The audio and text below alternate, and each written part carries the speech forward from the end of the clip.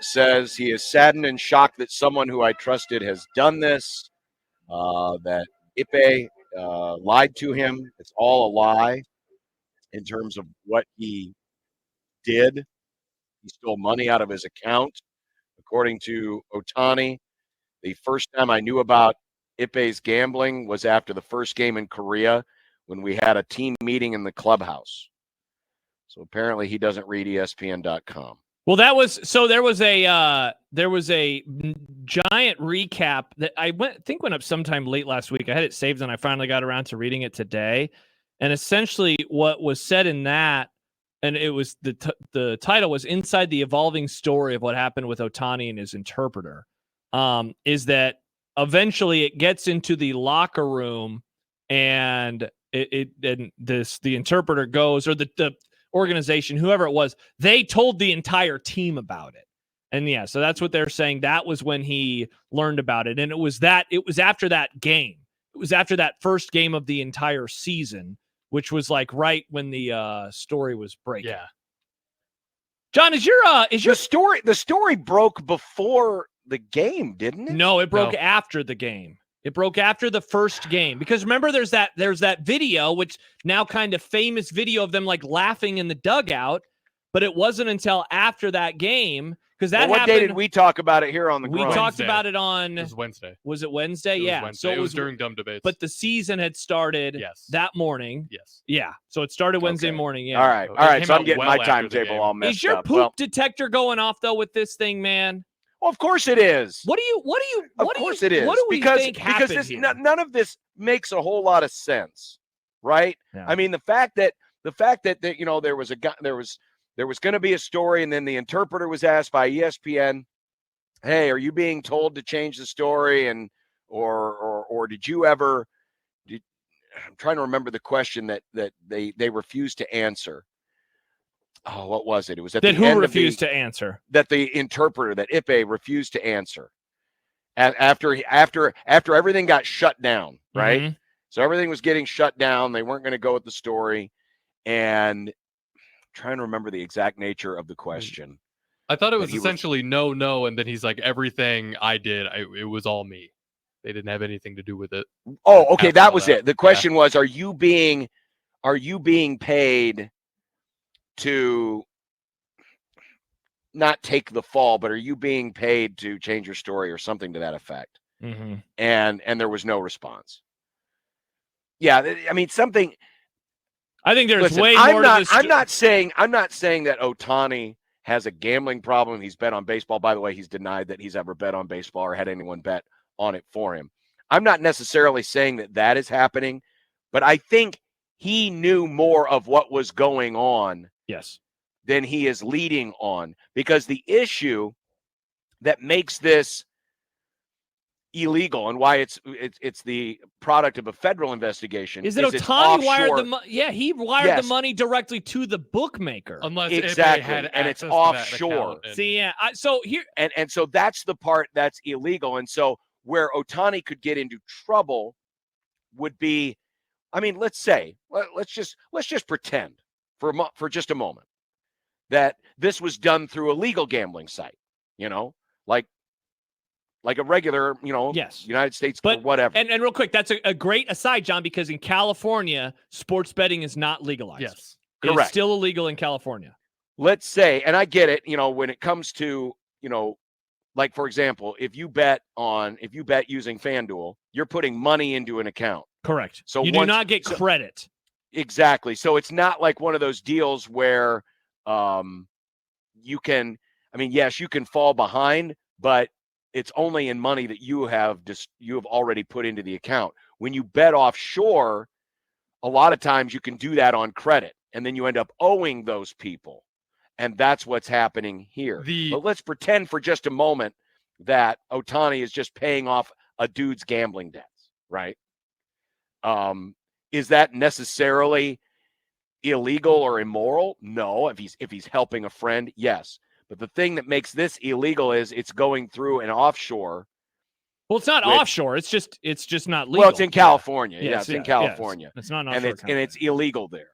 And that's the issue. I could believe for a moment that Ohtani was looking to help a friend and then realized, whether it's his own ignorance, not knowing the law, or maybe Ippei was misleading him to a degree as far as where this money was going to be going, and it was done by accident. But do you believe that he didn't know that it was for gambling, though? You've got the feds looking into it, and you don't believe that he didn't know, though, what this was for, right? He had to have. Oh, I believe he knows it's for gambling. I wonder if he knows the extent of how it could get him into trouble. You talking about the legalized portion of it, or Yes. versus illegalized? I think he would. I've been listening to the Effectively Wild podcast. It's a Fangraphs podcast, and they were talking about, based on their experience, the Dodgers and a bunch of these teams have things at the beginning of every season, sit downs with the team, basically saying, "Hey, don't do this. Correct. Don't gamble on baseball. Don't do any of this." So Shohei had to have known. But also, the really weird thing is Boyer, whatever that name of that bookie is, he was telling people that Shohei was his client, but he could also just be saying that because it'd be fun to say that. Because it'd be fun to say that, of course, yeah. Right? Because the thing that makes this goofy is it was both the interpreter Ippei and Ohtani's spokesman who told ESPN that Ohtani had agreed to pay off the debts, right? Mm-hmm. And then the next day, everything changed. Is when the lawyer stepped in and said, "Nope, this is theft. Yeah. He lied. He stole money." So what I believe is to be the most plausible thing to be true here is that Ohtani wanted to help a friend. He wanted to get him out of debt, but he himself, Ohtani, pronouns bow. He himself, Ohtani, wasn't totally aware of how it could get him into trouble. Correct.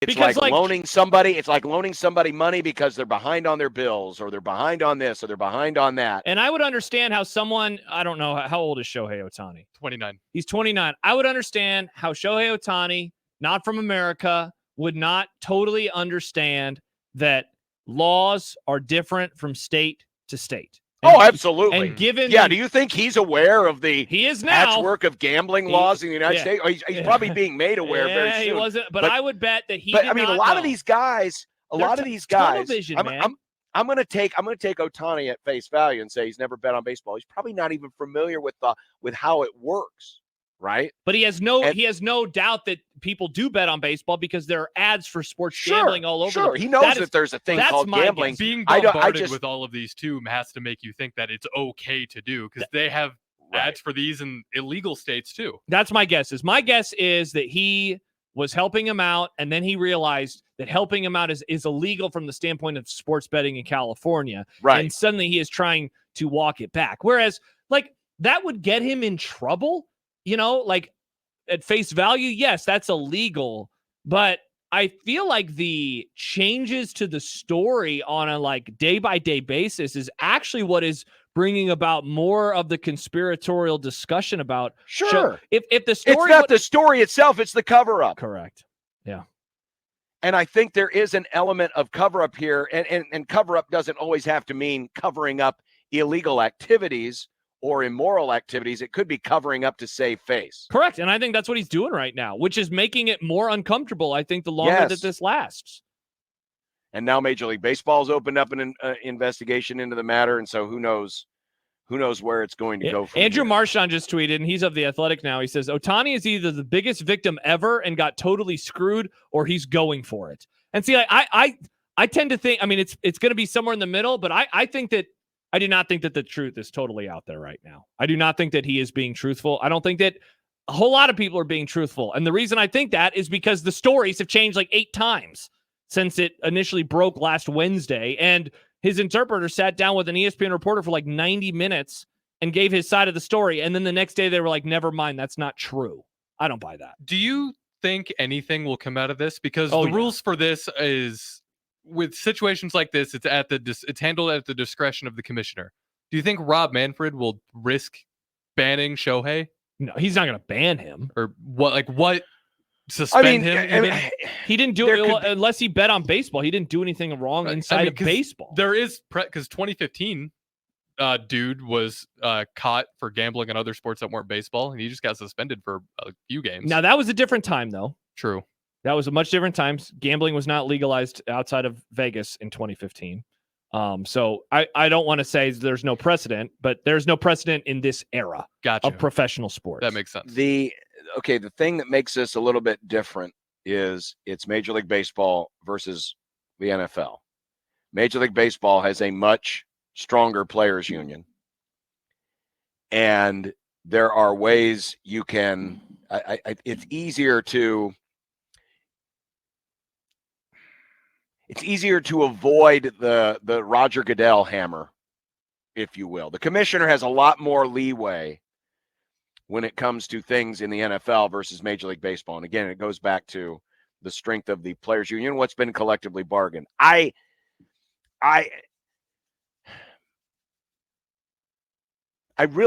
wish I knew more. I wish I knew more about what could be done here, what might be done. My gut tells me that if anything is going to happen to Ohtani, it will be more from the legal side of things than the baseball side of things. Now, of course, one could lead to the other, but that would be my guess.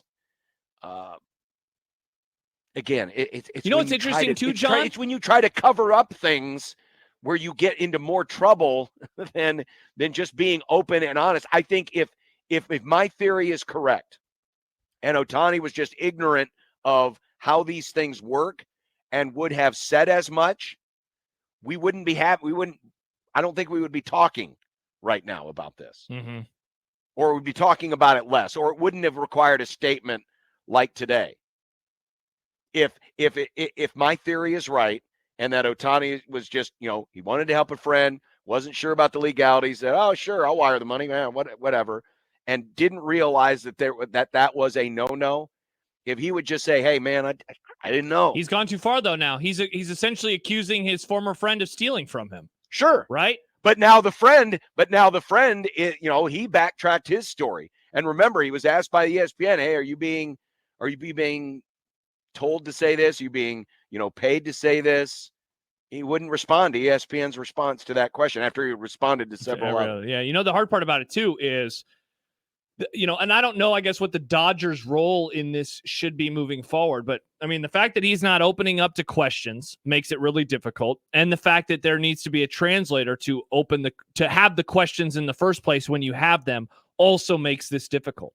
In that you can't do if there's a traditional controversy like this, there is usually a give and take of question and answer, and nothing is lost in translation. Whereas this, you're not even getting the giving and taking, and there can be some stuff that is lost in translation. And I don't know what the Dodgers' role should be. Should they force him to do a question and answer? He ended the presser today by saying something along the lines of, I hope now we can focus on the season. And it's like, I don't think that this is going away as much as that's the kind of stuff you say when you're trying to deflect. People want this story to go away. I'm guessing baseball hates this story right now. Well, of course they do. But it's not going to go away. And it's not going to go away because there's already been a backtrack. Yeah, maybe a major backtrack. John, maybe I'm overreacting. I think there's some insidious spokesman. Yeah, there's some insidious stuff going on, I think, with this. Yeah, you literally had the interpreter and Shohei's own spokesman telling ESPN, yeah, he agreed to pay off the debts. And then 24 hours later, nope, it was a theft. He stole money. And then Ipe, the interpreter, said, no, I was lying. I was lying to you when I talked to you 2 days ago or 1 day ago or whatever, however many hours ago. I mean, it speaks to me as if they realize, oh, crap, this could get Shohei in a little bit of trouble. Let's see if we can get him out of it, and let's just pay a little money off. They're making it worse. And it makes it worse. Mm-hmm. It makes it worse. And it doesn't help in these situations that there is a language barrier, that Ohtani is notoriously private anyway and isn't going to – I guarantee you today's going to be the only time we hear from him for the next several days, if ever. Yeah, because that's it. Right. What are the rules in baseball in terms of press conferences and having to speak? Can he just essentially say, no, I'm good now for the He rest doesn't. of the season? I mean, they have the Ohtani rules. Yeah. And he doesn't have to talk. See, and that's the thing. So, He doesn't have to in talk. terms of him, there might not be an answer that we get from him, which you want to talk about a way to not to not get everyone to move on. That's not going to be the way to do it. Yeah, I feel like there's still a whole lot more to this story, and I don't think it's going to be good.